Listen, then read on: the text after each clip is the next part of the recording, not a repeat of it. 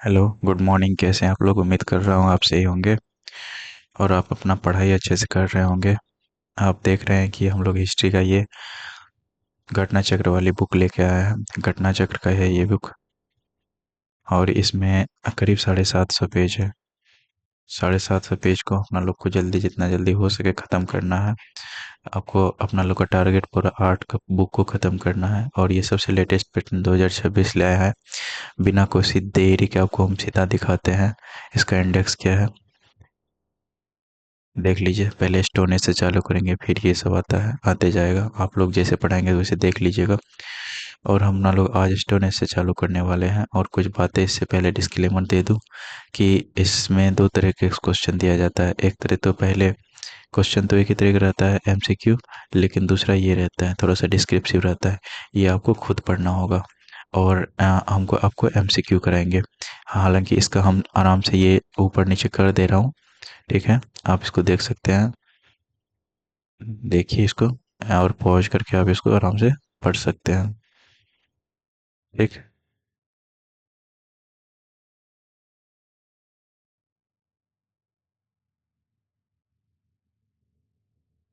तो हो गया। अपने लोग एक क्वेश्चन नंबर 1 से चालू कर देंगे और बिना टाइम गवाए अपना लोग ख़त्म करेंगे जल्दी से। इससे पहले ये बता दूं कि आपको अगर कोई भी प्रॉब्लम हो रहा है मेरा आवाज़ में या फिर कुछ और में, तो आप नीचे कमेंट करें, मुझे बताएं क्या दिक्कत हो रही है। क्या मैं ठीक से समझा पा रहा हूँ आपको या फिर मुझे कुछ और एफर्ट लगाने पड़ेंगे। तो आपका जो हर एक कमेंट और हर एक लाइक शेयर आप मेरे लिए मैटर करता है। क्योंकि ये यूट्यूब चैनल नया है, कोई मेरे पास 1000 का या फिर 10,000 का फॉलोवर या फिर शायद अभी भी है, मेरे लिए बहुत बड़ा लग रहा है। इतना भी फॉलोवर नहीं है जिससे कि आपका एक कमेंट शायद मेरे लिए मैंने नहीं रखता हो उस टाइम पे। हाँ, शायद ये सच्चाई है दुनिया का। मुझे एक्सेप्ट करने में कोई अ, दो राय नहीं है कि आदमी, ज़्यादा लोग हो जाते हैं तो फिर कमेंट्स ज़्यादा, क्या बकवास कर रहा हूँ मैं। आपके कमेंट्स हमें मायने रखते हैं, सीधी बात है। और आप कमेंट्स करें इस पे कैसे लग रहा है आपको ये वीडियो।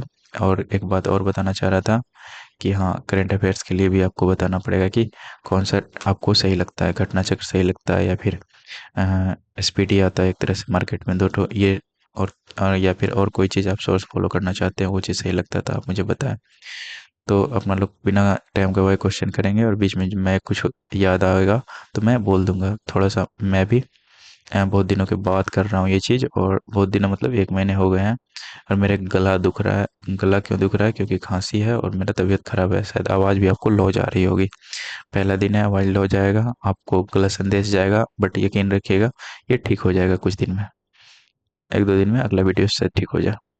तो सबसे पहले बोलता है फुटे। ये फुटे याद रखना, इतना ज़्यादा याद नहीं।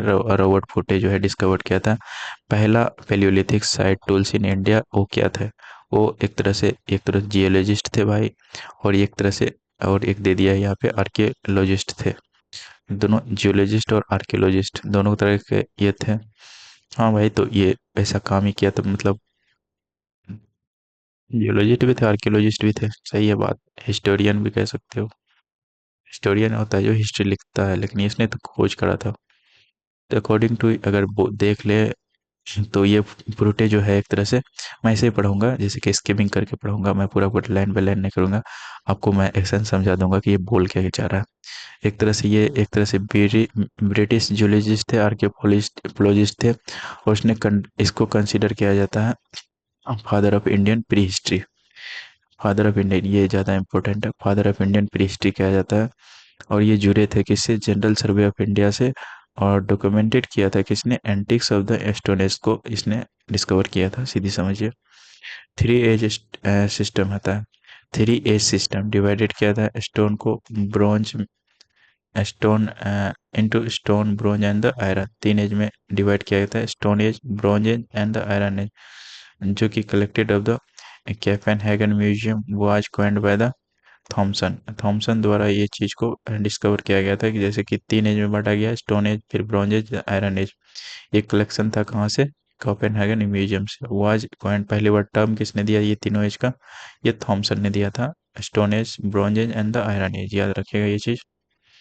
फिर है with reference to the Indian history, Alexander Rea A H Longhurst और स्वेल और एम्बरगेस ये जो था, and the Walter Elliot were associated किससे जुड़े हुए थे ये? आप नाम बस याद रखिए, जैसे कि रिया, रियाज ऐसे, Alexander Rea, Longhurst, Sewell and the Burgess and the Elliot, Walter Elliot किससे जुड़े हुए थे? ये जुड़े थे आर्कियोलॉजिकल एक्सकेवेशन से, ये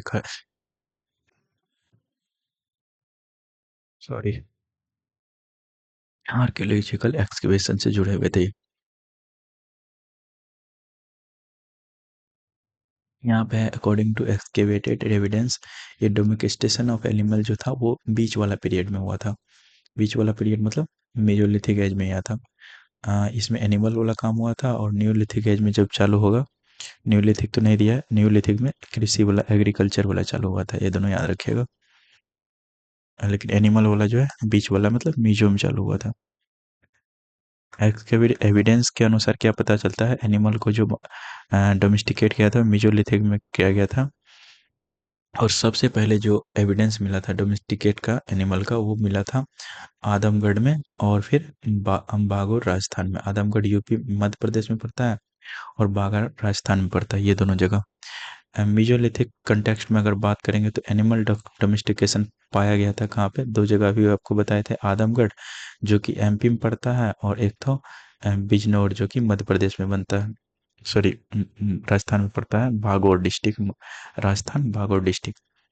from the one of the following site has been bone implemented has been found, इसमें बोन का पाया गया था, one of the following site have been bone implements been found, जिसमें बोन का इम्प्लीमेंट्स हुआ था वो कहाँ था? महादहा में और द सराय नहर राय में, ये दो जगह, महादहा और सराय नहर राय, ये दो जगह याद रखिएगा। A large number of the implements of the bones and the horns have been found from the Neolithic sites in the Mahada and the Srainhar Rai, ये दो जगह पाया था, कहाँ पे? महादहा और सरायनहर राय, दोनों लोकेटेड कहाँ है? ये नहर वाला तो है यूपी में, located in the Pratapnagar district, UP में है। सरायनहर, यहाँ पे क्या मिला था? इम्प्लीमेंट्स ऑफ बोन्स, बोन्स और हड्डियों और हॉर्न्स का मतलब सींग का स्ट्रक्चर मिला हुआ था, इम्प्लीमेंट्स मिले थे। और ये कहाँ पे मेंशन है? एक तरह से पुरातत्व विमर्श, पुरातत्व विमर्श में, जो कि नारायण राय द्वारा लिखा गया है। यही यही है नाहर राय, ये है नारायण राय, जय नारायण पांडे द्वारा लिखा गया है, ये डॉक्टर जय नारायण पांडे लिखे हैं। और ये ऑब्जेक्ट करता है, जैसे कि वेरियस पॉइंटेड, ये डिस्क्राइब करता है वेरियस पॉइंटेड ऑब्जेक्ट, जैसे कि ऑर्नामेंट्स को मेड जो हड्डियों से बना हुआ था, have been reported in the Sarai Nahar Rai and Damdama and the Mahadaha. Bone ornament जो मिले थे मेसोलिथिक साइट से इंडिया में, वो कहाँ मिले थे? अभी तुरंत पढ़े हैं, महादहा, और फिर एक कौन था? सराय नहर राय, दो ठो, सराय नहर दमदमा, सराय नहर राय और महादमा, ये तीन ठो। ठीक, ये और भी दोनों हो गया, सराय नहर ये भी तो है। आप इसको जो है क्या कर रहा है, मिलान करने के लिए बोल रहा है ना, east to west, order east to west कर रहा है, नहीं ऑर्डर मिलाने, arrange the following mesolithic site east to west. East to west आपको पता है किधर से किधर है? ईस्ट टू वेस्ट, यहाँ से बनाइए।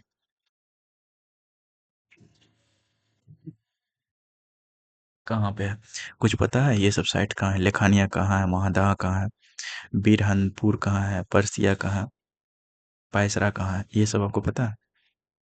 नहीं पता है? आइए देखते हैं।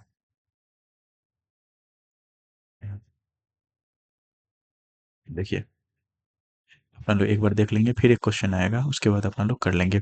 जैसे कि महादहा है, कहाँ पे है? यूपी में है। फिर ये लेखानिया है, ये भी यूपी में है।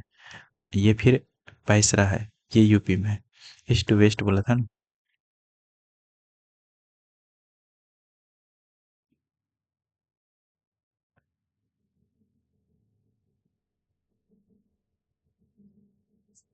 भाई ईस्ट टू वेस्ट में बिहार कैसे आ जाएगा? उससे पहले, सबसे पहले बिहार का ना आना चाहिए ईस्ट टू वेस्ट में।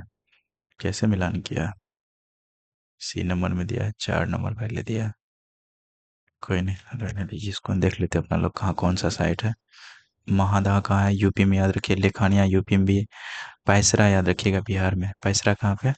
यहाँ पैसा पैसा करता है क्यों पैसा, ये वाला पैसा वाला बात, PISRA पैसा मतलब बिहार में आता है। भीरभानपुर, भीरभानपुर वेस्ट बंगाल में, भीरभानपुर वेस्ट बंगाल में। हाँ, इधर से किया गया है, उल्टा किया गया, इधर से उल्टा। सबसे पहले वेस्ट बंगाल आएगा, फिर बिहार आएगा, फिर यूपी आएगा। अ, 3 ह्यूमन स्केलेटन जो है सिंगल ग्रेव में मिला था, एक ही मतलब एक ही मतलब कब्र में 3 ठो ह्यूमन का स्केलेटन मिला था। 3 तरह के लोग का, 3 लोग का ह्यूमन स्केलेटन मिला है। कहाँ पे मिला है? दमदमा में मिलता है। दमदमा कहाँ पे है? यूपी में। हम्म।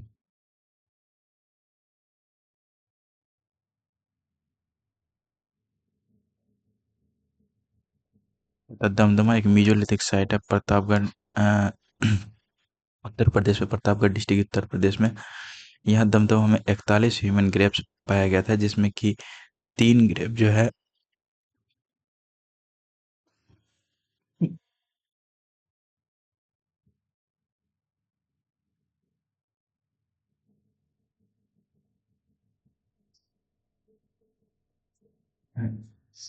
41 ह्यूमन ग्रेव मिला था, जिसमें कि 5 में जो है, 41 में जो 5 है डबल बिरियल मिला था, और एक में जो है ट्रिपल बिरियल मिला था, 3 लोगों का।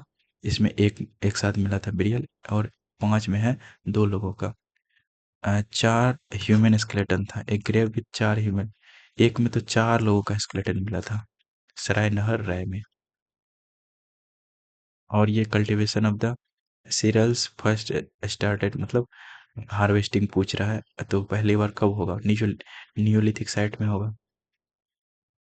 Grains are first produce Neolithic site में हुआ था, तो कटेगा भी तो वही ना। Was the time when the people introduce agriculture. Koldihwa और मेरीगढ़, जो कोल्डी हवा राइस के लिए और मेरीगढ़ वीट के लिए प्रसिद्ध है। ऐसा हो गया। द अर्लीस्ट एविडेंस जो मिलता है मैन का इन इंडिया में, वो कहाँ पाया जाता है? Earliest evidence, evidence of man, ये नर्मदा वैली में पाया जाता है, ये याद रखिएगा। पहला जो हम लोग बात करते हैं ना प्रोग्रेसिव ह्यूमन का, वो यही मिलता है। The first evidence of the man जो है नर्मदा वैली में पाया जाता है, मॉडर्न मैन बोलते हैं इसको। 1982 में पाया गया था, याद रखिएगा कब? 82 में, वर्ल्ड कप से 1 साल पहले। फर्स्ट ह्यूमन फॉसिल आज पाया गया था कहाँ पे? विच रिवर में? First human fossil, first human fossil कहाँ पे पाया गया था? फर्स्ट ह्यूमन फॉसिल नर्मदा में, ये मिलेगा ना। फर्स्ट सीरियल यूज्ड किया गया था, पहला जो है वीट का या राइस का, वीट का या राइस का या बैरले का। तो याद रखिएगा, ना वीट ना राइस, सिर्फ बैरले यूज किया था। पहला सीरियल का यूज कहाँ होता है? बैरल्स, बैरल मतलब जौ का, ज्वार जो होता है, जौ, which mainly a type of the food grains consumed by the modern human society, namely barley, wheat, maize, millet, and the sorghum, mustard, and oil and rice. These plants are presented from the, ये जो कहाँ पे पाया जाता है? Wheat से पाया जाता है एरिया में, और ये लार्ज नंबर पे उगाया जा रहा था human being the different place पे और डिफरेंट टाइम पे। ऑल द जो जौ है वो पहली ग्रेन है जो कल्टीवेट किया गया द्वारा, ह्यूमन के द्वारा 8000 BC में कल्टीवेट किया गया था, बैरली को याद रखिएगा। वेस्टर्न एशिया में पहला कंट्री लोकेटेड हुआ था between the northern and Mediterranean sea रन। लेटर पहली बार, बाद में ये जो कल्टीवेट होने लगा 8000 BC। समझ रहे हो यार? The earliest evidence of the agriculture in Indian सब कॉन्टिनेंट कम्स फ्रॉम, सबसे पहले कहाँ पे मिला था? ह्यूमन का लोहार देवा, याद रखिएगा। एग्रीकल्चर का एविडेंस सबसे पहले लोहार देवा में मिला था। कोल्डी हवा में सबसे पहले राइस का मिला था। मेहरगढ़ में सबसे पहले वीट का मिला था। कोल्डी हवा में एग्रीकल्चर का पहला मिला था। और पूछ दे सबसे पहला किस सीरियल्स का यूज किया हुआ था? बैरले। समझ में आया? आया कुछ कुछ तो आ रहा होगा आपका असर में। नहीं आ रहा तो बताना, 2x में देखना, फिर जल्दी आएगा। भाई जल्दी 2x मत करना, जो समझ में आ रहा है वही रखना। अर्लीस्ट एविडेंस ऑफ एग्रीकल्चर का अगर बात करें तो subcontinent has been reported from the Lahuradewa in the site of the Sant Kabir Nagar district Uttar Pradesh. अगर earliest evidence of the agriculture तो कहाँ पे मिला था? तो हम तो मिला था यहाँ पे लोहार देवा साइट, अभी तुरंत पड़े हैं, ये यूपी में ही है लोहार देव, ठीक, लोअर देव बोलते हैं इसको। और and the evidence of the human activity अगर बात करें तो राइस उगाने का ये 8000 BC से 7000 BC का बात है। और कहाँ पे मिला था राइस का? तो कोल्डी हवा, गोल्डी हवा मत बोलना, कर्ली हवा। और अर्लियर डिवीजन में वीट का बात करें तो मेहरगढ़ में मिला था, पाकिस्तान में पड़ता है, ये भी करीब 7000 बीसी का बात है। Rice known at the near the bank of the Belan valley, Prayagraj. और कहता है earliest division the rice known at the near the Belan valley from the where rice bran was found. तो लाहौर देवा जो one of the option will answer. अब बोलता है earliest, अच्छा बता यार आवाज़ जा रही है कि नहीं, मुझे चेक करना चाहिए क्या, वीडियो काटना पड़ेगा। ये लग रहा है जा रहा होगा, मैंने हाथ से पकड़ के अपना सटाया हुआ है तो शायद जा ही रहा होगा। हालांकि मैं बहुत धीरे बोल रहा हूँ, मुझे पता है, मेरा ज़्यादा जोर से बोलता हूँ खांसी आने लगती है। अर्लीस्ट एविडेंस जो एग्रीकल्चर का है वो इंडियन सब कॉन्टिनेंट में कहाँ पाया गया था, एग्रीकल्चर का, तो हम कहाँ मारेंगे बात, कोल्डी हवा। नहीं बेटा, गलती कर रहे हो।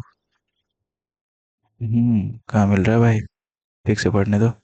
Earliest evidence agriculture in Indian सब कॉन्टिनेंट, समझ में आया, कुछ समझ में आ रहा है क्या बोल रहा है वो। इंडियन सब कॉन्टिनेंट में बताइए earliest evidence of the agriculture, तो ये मेहरगढ़ होगा।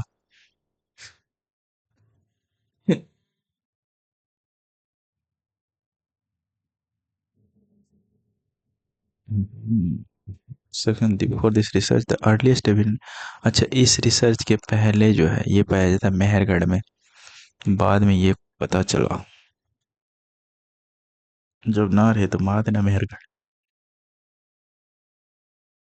अरे 2009 का बात है, 10 का ही बात है भाई, तो और ये खोज का हुआ, बाद में हुआ होगा। Earliest evidence of the agriculture in Indian सब कॉन्टिनेंट फाउंड इन, अर्लीस्ट, यही दिक्कत है कि ये बुक में ना छांटता नहीं है क्वेश्चन, ज़्यादा पुराना हो गया तो भाई तुम उसका सही उत्तर तो नीचे दे दो, पुराना आंसर ही देता। Earliest evidence of the agriculture in Indian subcontinent, earliest evidence of agriculture Indian subcontinent, फिर वही से question Mehrgarh. During the Neolithic age, earliest evidence of the origin of agriculture found in which of the following place in the northeastern region of Indian subcontinent? North east में पूछने लगा, तो north east में क्या होगा, मेहरगढ़। फिर पूछा earliest evidence of the animal husbandry and the agriculture Indian comes from the Mehrgarh, मार दे गया, none of this one of the above। भाई क्या ही पूछ रहा है यार ये, अर्लीस्ट एविडेंस तो भाई ज़्यादा ज़्यादा दिमाग मत लगाओ ये सब क्वेश्चन पे। Earliest evidence of the animal domestication आप जानते हो कहाँ पे हुआ था, तो एग्रीकल्चर जानते हो मेहरगढ़ में हुआ था। अगर वहाँ नहीं बताओगे तो कहाँ बताओगे, वहाँ नहीं दिया रहता मेहरगढ़ तो और कहाँ बताते, तुम बताते लोहार देव में, समझे, एग्रीकल्चर वहीं हुआ था। विथ रेफरेंस, ये यूआरओ का पेपर है, एआरओ का पेपर है। कल्चरल हेरिटेज का अगर बात करें उत्तर प्रदेश को लेकर तो कुछ स्टेटमेंट दिया गया है, आपको बताना है ट्रू कौन सा है। ओल्डेस्ट एविडेंस एग्रीकल्चर का अगर बात करें अगर ग्लोबल कंटेक्स्ट में, from the many excavated sites in this region, किसका क्वेश्चन है। Oldest evidence agriculture in the global extent has been obtained from many excavated sites in the region, ये generalize question है, मुझे लग रहा है सही होगा। The oldest cultivated oldest cultivated food oldest cultivated food, सबसे पुराना cultivated food grains are barley and paddy. Barley तो जानते हैं भाई, ये तो सही है। पैडी भी, तो उसके साथ तो धान के साथ जो होता है ना, गेहूं के साथ जो होता है। दोनों सही है, एक बार पढ़ लेते हैं। उत्तर प्रदेश जो है ये किस मामले में ज़्यादा ब्लेस्ड है कि rich agriculture list cultural heritage यहाँ पे प्री हिस्टोरिक टाइम से ही है, जैसे कि कोल्डी हवा ये सिचुएटेड है बोलन वैली में, ये इसी स्टेट में पड़ता है। और यहाँ पे क्या हुआ था, सबसे oldest evidence of pedi cultivation, धान का पहला कल्टीवेशन कहाँ मिला था हमको, धान का पहला कल्टीवेशन हमको यहीं से मिला था। देखो एविडेंस धान का दूसरा जगह से मिला, लेकिन उसका कल्टीवेशन पहला कहाँ हुआ था, ये भी एविडेंस कहाँ से मिल रहा है अलग बात है। फिर उसका जो है पहला बार जो है उसको कहाँ रोपा गया था, कहाँ बोया गया था, कल्टीवेशन कहाँ हो रहा है वो अलग बात है। तो यहाँ एविडेंस बोल रहा है और कल्टीवेशन धान का, वैसे हम क्या पढ़ते हैं वीट का बोलते हैं, एम से मेहरगढ़ पढ़ते हैं, लेकिन पेड़ी का कोल्डी हवा पढ़ते हैं। यहाँ देखो, धान का कल्टीवेशन का अगर पहला सबूत बोल दे, यहाँ तुमको बोलन वैली दे दिया है ना। बोलन वैली दे दिया, कोल्डी हवा, हालांकि कोल्डी हवा वहीं पे है। तो कोल्डी हवा बेलन वैली राइस का पहला मिल जाता है लॉन्ग टाइम में। लोहारदेव जो है currently present the oldest evidence मिलता है धान कल्टीवेशन के लिए, known as the Sant Kabir Nagar and district of the Uttar Pradesh में ही है। तो एविडेंस जो है agriculture grains barley paddy has been found from the many excavated चलो, name of the site which are revealed the earliest evidence of the settled life. सबसे पहले settled life कहाँ मतलब अच्छे से लोग कहाँ रहने लगे थे सबसे पहले, तो जहाँ खेती हुआ होगा पहले, तो मेहरगढ़ में, मेहरगढ़ में पहला मिलता है। तो यहीं पे लोग सेटल होकर रहने लगे थे। Among the given option oldest evidence of the permanent life has been found from the, पहली बार जो मेरगढ़ में लोग लोकेटेड होके कांची प्लेन्स था वहाँ बलूचिस्तान का कांची प्लेन्स, वहाँ पे रहने लगे थे। ऑथेंटिक डेट जो करीब 7000 बीसी बोला जा सकता है, लेकिन ओल्डेस्ट डेट जो है किले गुल मोहम्मद और काली बंगान जो 4000 बीसी बोलता है। अलग अलग डेट है, अलग अलग, ये सब याद नहीं रखना है, बस याद रखना है कहाँ पे था। Which among the following site provide करता है evidence of the domestication of the animals in the Mesolithic period? Domestication of animal and Mesolithic, क्या ऐसा इसमें सबूत है ये दोनों चीज को प्रोवाइड करता है कि मेसोलिथिक पीरियड में एनिमल्स का डोमेस्टिकेशन हुआ था? बताओ। अच्छा, साइट पूछ रहा है, तो साइट दो जगह था, आपको बताए थे। ये बागौर कहाँ पे, राजस्थान का है। और एक और बताए थे यूपी का, बताओ कहाँ था वो। यूपी का एक और हम बताए थे, आदमगढ़, आदमगढ़, समझे। Earliest piece of Indian destination कहाँ पे हुआ था, आदमगढ़, जो कि यूपी में है। माफ करना दोस्त, आदमगढ़ एमपी में है यार, क्या गलती कर रहे हो, समझे। Period of the following non as the Catholic, Catholic बोल रहा हूँ, चालकोलिथिक पीरियड है। चालकोलिथिक एज आपको जहाँ पे कॉपर का यूज अब होने लगा था, स्टोन से हट करके अब कॉपर का यूज होने लगा था, इसको क्या बोलते हैं, कॉपर यूज बोलते हैं, कॉपर एज बोलते हैं इसको। कॉपर एज नाम का चालकोलिथिक बोलते हैं। और यहाँ पे एज जो है, age of the instrument of the copper were used in addition of stone and called the copper age. अब स्टोन के साथ जो है अब क्या यूज होने लगा था, कॉपर यूज होने लगा था। Consider the following statement pertaining to the Ahar civilization. Ahar Banas culture आप सुने होंगे, ये सब कॉपर साइट्स था। तो आहार कल्टीवेशन के, आहार सिविलाइजेशन के बारे में कुछ बताइए, कल्टीवेशन में बोल रहा हूँ। This natives of the Ahar new copper smelting, message सही लग रहा है। Rice was unknown to them, नहीं भाई, राइस तो उससे पहले खोज हो गया था। तो metal works was one of the means of the economy of the आहार, मेटल वर्क, हाँ कॉपर मेटल है और इसका काम जो है इसको धन संपत्ति दे रहा था, सही लग रहा है। क्या पूछ रहा है, consider following state pertaining to the, पूछ रहा है किसे, करेक्ट पूछना है ना। हाँ, तो ब्लैक रेड कलर्ड पोएट्री मतलब और के कलर्ड पोएट्री, ओसीपी जो था वो था कहाँ पे, और के कलर पोएट्री, और के याद रखना है, तो और के कलर पोएट्री कहाँ पे था, स्टोन एज में था। यहाँ पे ब्लैक रेड कलर पोएट्री, हाँ तो ये थोड़ा सा देखना पड़ेगा, बाकी तो हमको ए सी सही लग रहा है, बी गलत है, बी गलत है, बी गलत है, ए सी सही लग रहा है और ए सी इसमें है नहीं, तो यही होगा, ए सी डी सही है, डी भी सही है। याद रखिएगा, पोट्री याद रखिएगा, स्टोन वाला पोट्री बोले तो स्टोन एज में पोट्री कैसा था, और के कलर पोट्री था, ओसीपी याद रखिए, और के कलर पोट्री।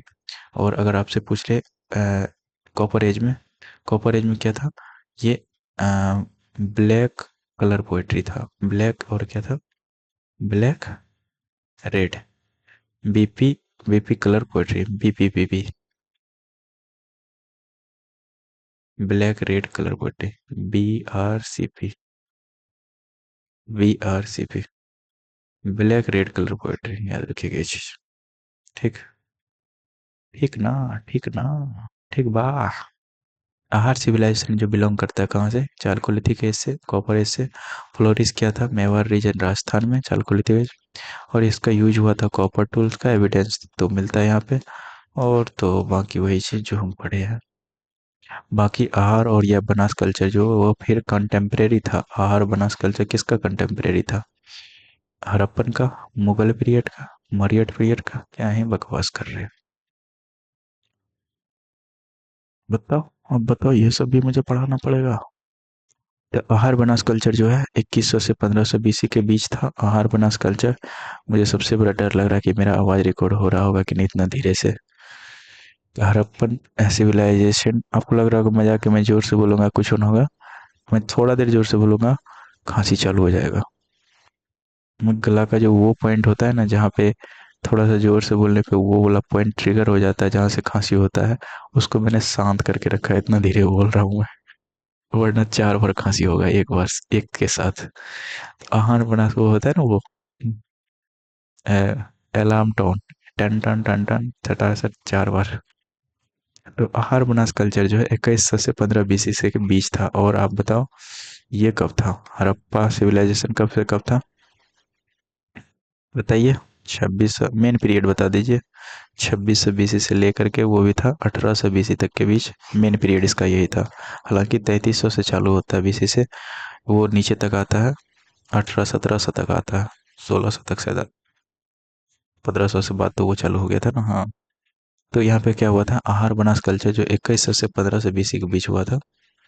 हम्म जो कि कंटेम्प्रेरी था हड़प्पन सिविलाइजेशन का। ये फ्लरिश किया था present day Mewar region Rajasthan में, and partly belong with the Banas river and tributary में। जैसे कि आहार हो गया,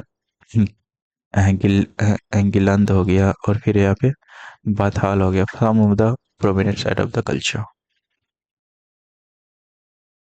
फिर आता है क्या? Culture remains the. एक बार देख ले कितना क्वेश्चन है क्या। 25 ठुकी है ना फॉलो। इसके बाद IBC आ जाएगा। लगभग 50 क्वेश्चन है, ज़्यादा नहीं है। 25 तो कर ही लिया है ना। 25 और करना पड़ेगा। और टाइम कितना हो गया madam? Sir and madam, 27 minute. चलो, ये जो है culture remains from the stone age from the Harappan civilization have been obtained from which of the following ancient sites?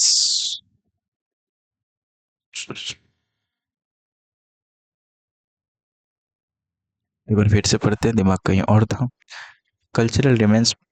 Cultural remains जो मिला है स्टोन एज से, from stone age to Harappan, जो भी है स्टोन एज से लेके हड़प्पन तक मिला है हमको रिमेन्स, वो have been obtained from which of the following, किस साइड से मिला होगा ये पूछ रहा है। तो मेहरगढ़ का नाम तो हम सुने हैं स्टोन एज में। और फिर कालीबंगन का नाम हरिप्पन में सुने हैं। और क्या सुने हो भाई?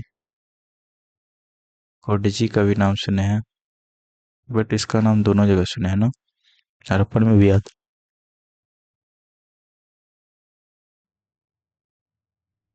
स्टोन एज से लेके हड़प्पन पीरियड तक का जो है मेहरगढ़ से मिला है। बलूचिस्तान जो पाकिस्तान में पड़ता है, सोचो कितना इंपॉर्टेंट जगह है। इसको वो लोग किससे, इसका जो कुछ टूट गया था ना, वो लोग इसको रिपेयर कर रहा था। ये नॉर्मल सीमेंट से जो अपना लोग घर में लगाते हैं भाई।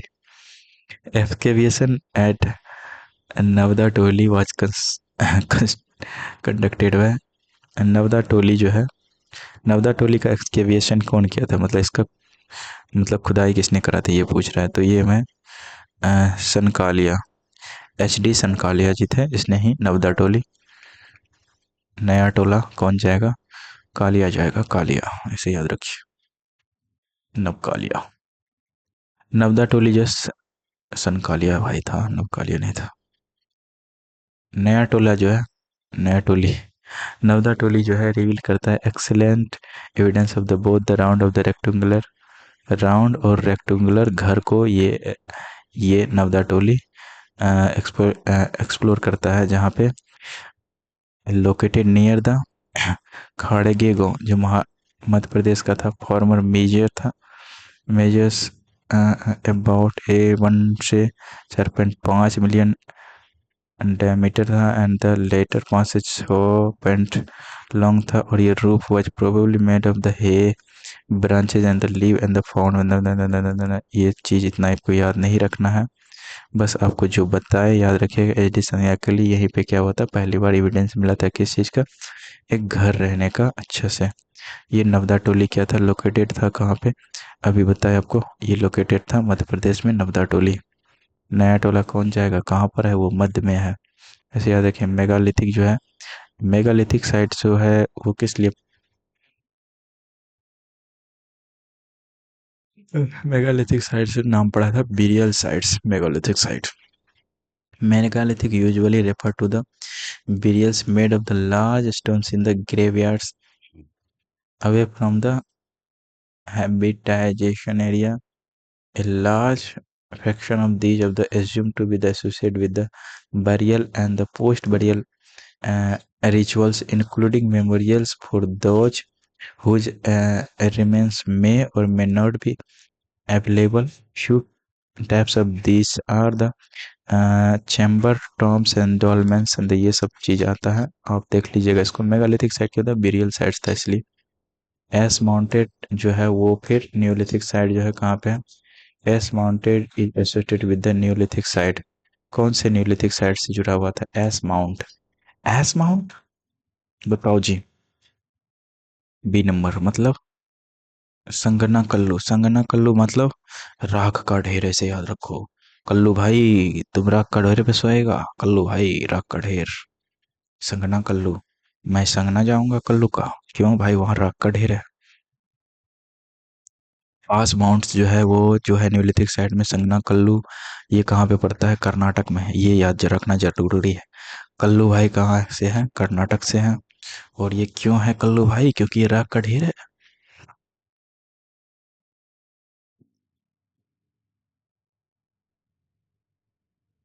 दे has also been the found in the Piklihal and the Utnur. Piklihal जो आपको पता है ये सब यूपी में पड़ता है। These ash mounds are the burnt relic of the seasonal camps of the Neolithic headsman community। ये क्या है, ये राख का जो ढेर है किस चीज से बना है, ये जले हुए अवशेष हैं seasonal camps of the Neolithic herdsmen's community. जो कि ये कैंप्स होते थे न्यूलिथिक साइट्स के हर्डमैन्स कम्युनिटी का, जो न्यूलिथिक साइट का जो कैंप्स होते थे उसका जो है वो जड़ा हुआ होता था, जला हुआ वो होता था भीमबेटका। आपको पता है मध्य प्रदेश में, और ये रॉक पेंटिंग के लिए जाना जाता है। इसका खोज किसने किया था, वाडंकर जी किए थे, शायद यहाँ दिए होंगे। तो ये rock shelter of the Bhimbetka located है कहाँ पे, रायसेन में मध्य प्रदेश में।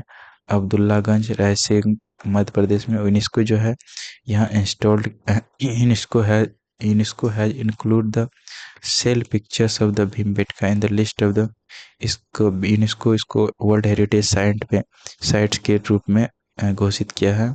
और केप्स जो है एक्सकेवेट, ये दर्शाता है traces of the human life and the Indian सब continent and include the picture of the elephant and the sambar deer, and these are the 500 pictures in the 750 rock shelter. Which of the following place is the famous for the for prehistoric painting, pre historic painting के लिए कौन सा प्रसिद्ध है, तो वो प्रसिद्ध है भीमबेटका।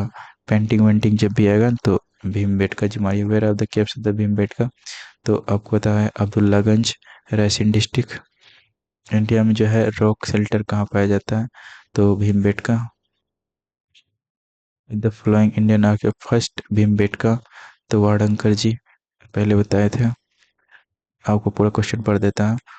पहला फॉलोइंग इंडियन आर्कियोलॉजिस्ट, पहला जो था जो भीमबेटका को डिस्कवर किया था वो कौन थे, तो वी एस वाडंकर, आर एस बोल रहा था मैं। ये वाडंकर जी जो थे, लोग ये पहले लोकेटेड कहाँ है भीमबेटका, मध्य प्रदेश राजस्थान डिस्ट्रिक्ट अब्दुल्लागंज में। और रॉक पेंटिंग है यहाँ पे प्री हिस्टोरिक पीरियड का, और यहाँ पे डिस्कवर किया था वी एस वाडंकर 1970 में। और ये यूनेस्को वर्ल्ड हेरिटेज साइट है, परमानेंट है। ये प्री हिस्टोरिक रॉक पेंटिंग्स है। विष्णु श्रीधर वाडंकर, वीएस वाडंकर बोलते हैं। डिस्कवर किया था रॉक शेल्टर भीमबेटका, कहाँ पे, कब किया था ये? 1968 में इस चीज़ का डिस्कवर उसने किया था। 1968, याद रखिएगा। भीमबेटका जो डिस्कवर किया था वाडंकर जी द्वारा किया गया था। और के कलर पेंट्री, ये तो आपको पता है, सबसे पहले मिला था पहला वाला पेंटिंग, ये क्या मिला था हस्तिनापुर में, और ये किस काल का है? स्टोन एज का है। और फिर अब बताओ कॉपर एज का क्या था? Black red, black red colour pottery. और यह डिस्कवर और नेमिंग किया गया था ओसीपी का done by the B B Lal 1952-50 में हस्तिनापुर में। और के कलर पोएट्री और OCP name the employs its main distinguishing feature of the rubbles and the lift of the left on the और के कलर फिंगर्स एंड ये सब पढ़ लीजिएगा, दोनों चीज समझा दिया हम आपको। ये कैथोलिक पीरियड जो, क्या बार बार कैथोलिक बोल रहा मैं मुझे पता है यार, ये चालकोलिथिक है, बट प्रोटेस्ट कैथोलिक आजकल आ जा रहे हैं दिमाग में। कैथोलिक, फिर से बोल रहा हूँ। चालकोलिथिक पीरियड जो है, चालकोलिथिक पीरियड के जो लोग होते थे, जो महाराष्ट्र के हैं, वो बरीड किए जाते थे dead under the floor of their house, अपना ही घर के नीचे, फ्लोर के नीचे उसको दफना दिया जाता था। इन द फॉलोइंग ओरिएंटेशन, किस दिशा में उसको दफनाया जाता था? तो नॉर्थ साउथ के रूप में उसको, अभी भी जो आप है, अभी नॉर्थ साउथ में अभी भी हम लोग का इंडियन इंडियन रिचुअल्स के अनुसार नॉर्थ साउथ में ही अभी दफनाते दफनाते तो नहीं है, जलाते हैं वैसे रख के। शायद दफना जाता होगा, मुझे नहीं पता, लेकिन जलाते जरूर है इसमें, क्योंकि मैं देखा हूँ। और एक बात और, हाँ, और जैसे कि टिपिकल इंडियन पेरेंट्स जो होंगे, मतलब जो जो आई शुडंट हैव टू से टिपिकल इंडियन पेरेंट्स, मतलब अपने पेरेंट्स लोग जो है वो बोलते हैं कि नॉर्थ साउथ नहीं सोना चाहिए, और न, क्योंकि उस टाइप में डेड बॉडी को रखा जाता है। People of the Jorwe culture, शायद याद हो गया होगा आपको ये चीज़, क्या बताना चाह रहा था मैं क्वेश्चन, ध्यान कहीं कहानी पे तो नहीं चले गया? जॉर्वे कल्चर आपको कॉपर कल्चर याद रखना। People of the Jorwe culture live in the large rectangular, rectangular घर में रहते थे वो, wattle and the daub walls and the thatched roof से। और ये बिलीव करते थे लाइफ आफ्टर डेथ, डेथ के बाद भी लाइफ होता है, इस चीज़ पे वो बिलीव करते थे। इसलिए इसको जो अगर वो बरीड किए जाते थे, और dead inside the house under the flow, children और बरीड इन टू अर्न्स, और बच्चे को दो कलश में डाल करके उसको बर्न किया जाता था, बर्न नहीं, बरीड किया जाता है। और that were joint mouth to mouth, मुंह से मुंह जोड़ कर उसको buried किए जाते थे, and sent horizontally in the pit, and adults were placed in the in a supine position with their head towards the north and to south, and these sites are the found in the Daimabad। ये north south मुझे याद कैसे होता है? मेरे दादाजी को ना ऐसे करके लेटा के दिया गया था, सर इसके यहाँ थे और पैर यहाँ था, नॉर्थ साउथ में, इधर north. Which of the following has site yielded skeleton of the dog along with the human skeleton in the period? क्या पूछ रहा है? Which site of the following yielded skeleton of the dog along with the human? कुत्ते के साथ आदमी के body को कहाँ पे दफनाया गया था? तो वो बुरजोम में था। आपको बताए थे जानवर के साथ आदमी को दफनाया गया था, और ये कहाँ है? कश्मीर में। बुरजोम जो एक प्री हिस्टोरिक साइट है, कहाँ पे? कश्मीर का। और यहाँ पे ह्यूमन और एनिमल को एक साथ दफनाया गया था। Many pits hole of the dog shelter deer with the along with the human skeleton, और skeleton of the human were found burial pits along with, जो आपको याद रखने बोले वो याद रखिएगा। अच्छा, ये भी पूछ सकता है, एक बार पढ़ लेते हैं। 5 एक्सक्यूवेशन हुए थे कहाँ पे? बुरजोम साइट में, जो कि कैरिड आउट किसके द्वारा था? टेरा और थॉमस पीटरसन। टेरा और पीटरसन बुरजोम में जो है वो एक्सक्यूवेशन किए थे 35 में, याद रखिएगा। Evidence of burying the dog with the human at the fire, तो कहाँ पे, कहाँ पे, कहाँ पे? Evidence of the pit dwelling has been found pit dwelling Burzahom. Pit dwelling समझते हो?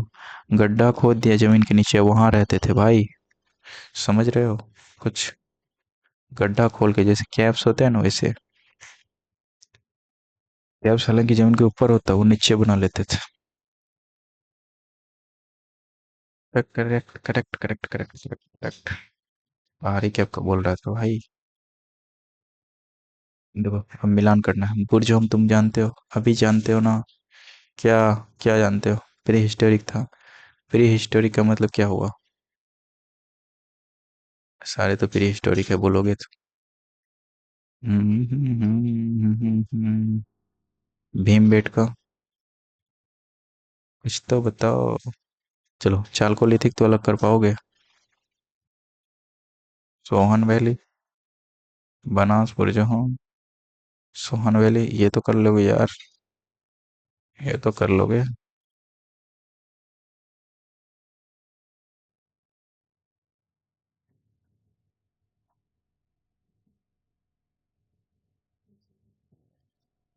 चलो नीचे देख लेते हैं।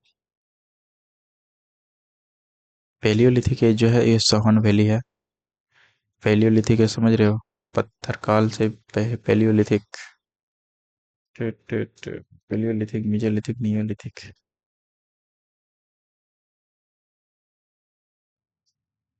पेलियोलिथिक था सोहन वैली ना। मेजोलिथिक था भीमबेटका। और नियोलिथिक था बुर्जहोम। बुर्जहोम नियोलिथिक सा। और Chalcolithic Banas. Banas valley culture सुने होंगे ना? वो चालकोलिथिक एज था। नियोलिथिक बुर्जहोम था, और मेजोलिथिक था भीमबेटका। पेलियोलिथिक है सोहन वैली था। यहाँ पे कर रही है, यहाँ पे मिलाई है। आर्कियोलॉजिकल साइट है, और प्रेजेंट लोकेशन कहाँ पे किसका है? डिडवाना राजस्थान में है, ये तो मुझे पता है। और नेवा सेवा, इर नेवा सेवा, गुडियान केव, ईशामपुर। नेवा सेवा महाराष्ट्र में है। और फिर गुडियाम केव, गुडियम केव। अम्मा पम्मा लगा हुआ है। दोनों तो साउथ का है भाई। ईशामपुर। तो दो ठो हुआ अलग। दो ठो तो हुआ नेवा सेवा महाराष्ट्र, और डिडवाना राजस्थान। ईशामपुर। ईशामपुर कहाँ था? कर्नाटक से। और गुडियम, जीटी करके याद रखिए। गुडियम कहाँ से? तमिलनाडु से। गोदावरी त्र्यंबकेश्वर से। और कुछ ट्रिक है जीटी का? गुडियम कहाँ है? गुडियम तमिलनाडु का है। और ईशमपुर, ये कर्नाटक का ईशमपुर। अब यहाँ मिलाइए। बुर्ज होम में क्या चीज पढ़े थे आप? अच्छा ये पूछ रहा है। विच ऑफ द फेयर आज करेक्ट मैच? करेक्ट मैच के बुर्ज हम रॉक कट सराइंस पढ़े थे क्या आप? गणेश्वर में क्या पढ़े थे? गणेश्वर में कॉपर आर्टिफैक्ट्स पढ़े थे?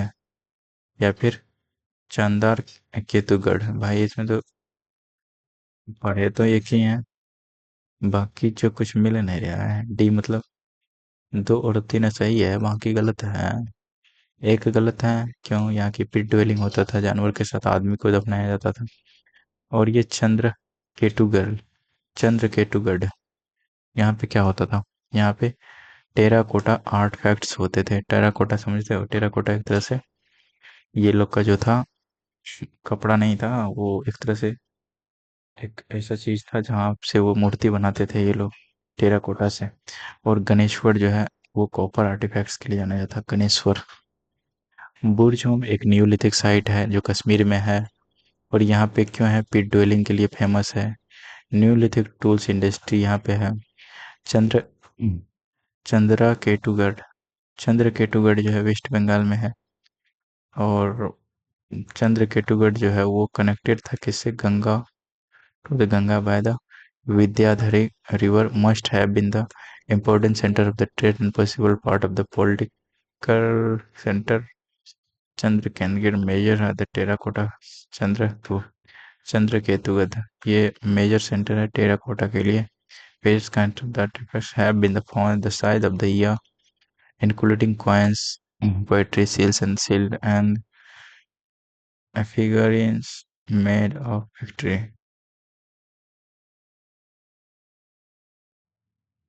Would bronze, hair, hair to correctly match.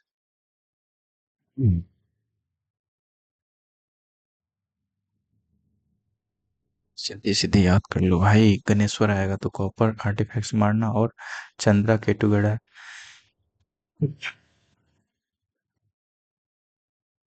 Chandra केटुगड़ा आएगा तो वो टेराकोटा आर्टिफैक्ट्स मारना।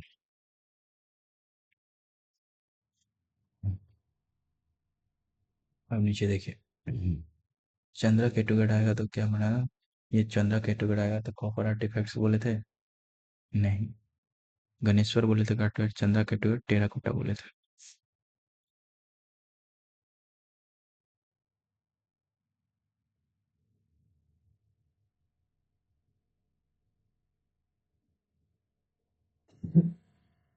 देखो इनाम का महाराष्ट्र में, ये तो पता है हमको। संगना कुल्लू कर्नाटक में, ये तो नहीं, ये नहीं है। संगना कुल्लू कर्नाटक में है तो ये गलत हो गया।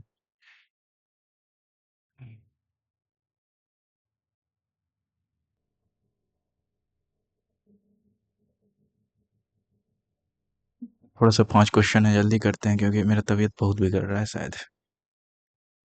देखते हैं, इसका आंसर ही देख लेते हैं नीचे करके। अच्छा, इस टाइप में आंसर दिया है ना। बी नंबर सही है, मतलब 2 और 3 सही है, बाकी गलत है। 2 और 3 सही है। तो ये क्यों गलत है बता दिया आपको, आंध्र प्रदेश नहीं, ये कर्नाटक होगा। और चंद्रकेतुगढ़, ये टेराकोटा के लिए है, टेराकोटा के लिए है। इनाम गांव महाराष्ट्र चारकोलिथिक साइट है। और मंग मंगादू, ये केरला का है, मेगालिथिक साइट है। My God. चंद्रकेतुगढ़, ये आर्कोलॉजिकल साइट है, north 24 Pargana district, West Bengal में। और ये साइट जो सजेस्ट करता है, once of the destination was the important trading city of the huge walls. ये ट्रेडिंग इम्पोर्टेंट साइट था, और ये कहाँ, वेस्ट बंगाल का, ये भी याद रखिएगा। वहाँ ओडिशा दिया हुआ था, इसलिए गलत हो गया। इनाम गांव महाराष्ट्र में है, और ये प्रिय, ये है चालकोलिथिक साइट है, ये सही बात है। मगांदू, मेंगाडू, मेनगाडू, मेंगादू, ये है मेगालिथिक साइट है, कोलम डिस्ट्रिक्ट केरला का। और ये और ये क्या है, बाकी चीज तो ठीक ही है। संगना कल्लू आपको बताए थे, यहाँ क्यों नहीं जाना चाहिए, कल्लू यहाँ पे राख एस है। ये फिर, ये संगना कल्लू नहीं है भाई, सालिहुंद, भाई कहाँ दिमाग रहता है। सलीहुंदम है ये, सलीहुंदम। वहां भी वही था क्या, संगना कल्लू क्यों पढ़ रहे थे। सलीहुंदम भाई, सलीहुंदम। और ये आंध्र प्रदेश में ही है, सही है, आंध्र प्रदेश। माफ करना भाई, थोड़ा सा ना मेरा आंध्र प्रदेश में है। और ये फिर बुद्धिस्ट स्तूपा के लिए, there are the number of the Buddhist stupas in large monastic complex on the hill hawk amidst scenic surroundings। ये सब आप पढ़ लेना, इसको देख लेना। फिर आता है 46 में, आता है from which rock shelter of the Vindhyas maximum number of human skeleton has been found. Human skeleton सबसे ज्यादा कहाँ से पाया गया है, लेखानिया, गहरिया, वे फिर घाघरिया, कहाँ से पाया गया। यहाँ लेखानिया से सबसे ज्यादा ह्यूमन स्केलेटन मिला है। और कहाँ पे है ये जो है बुक लिखा गया, एक बुक है ना, पुरातत्व विमर्श, जो JN पांडे जी लिखे गए, पांडे जी लिखा है, पांडे जी याद रखना है। जहाँ 17 human skeleton were obtained from the rock shelter of the Lekhania से ही मिले हैं, विंध्य में पड़ता है ये। रिलेटिवली ये प्रेस्टाइन कंडीशन में थे, while the most of the others wrapped थे। और ये फिर, अब देखो ये यूपीएससी का क्वेश्चन होगा, और इसको सॉल्व कीजिए आप अच्छे से। ये स्टोन एज जो है, people of the Vindhya migrated to the Ganga valley इंटरमिनेटेड इन टर्मिनल प्लेस्टोसीन पीरियड। ये विंध्य से गंगा वैली की तरफ चले गए थे प्लेस्टोसीन पीरियड में ड्यू टू क्लाइमेट चेंज। दोनों सही लग रहा है मुझे, रीजन भी सब कुछ भी सही लग रहा है, कहीं गलत ना हो जाए। सही है। तो याद रखिएगा, लोग जो है पहले कहाँ रहते थे, विंध्य में रहते थे, वहां से माइग्रेट करके गंगा की तरफ चले गए क्योंकि प्लेस्टोसीन पीरियड आने लगा था, और प्लेस्टोसीन पीरियड गर्मी बढ़ने लगी थी। Which of the these department या ministries deals with the Archaeological Survey of India. किस आर्कियोलॉजिकल सर्वे ऑफ इंडिया किससे डील करता है, इसके अंतर्गत आता है।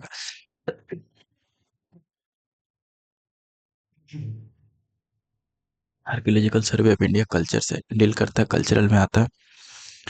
भाई मैं क्वेश्चन दिखा रहा हूँ, आप कर लेना, मुझसे अब नहीं हो पाएगा। फादर ऑफ इंडियन अलेक्जेंडर कलिंगम को बोलते हैं। नेशनल ह्यूमन म्यूजियम सिचुएटेड कहाँ पे है, वो भोपाल में है। और बता रहा है कि दुनिया अपना देश का सबसे बड़ा म्यूजियम जहाँ पे हिस्ट्री डेवलपमेंट दिखाया गया, इंदिरा गांधी राष्ट्रीय मानव विकास, कहाँ पे है, भोपाल में होगा। Thank you. माफ करना भाई बीच बीच में डिस्टरबेंस के लिए।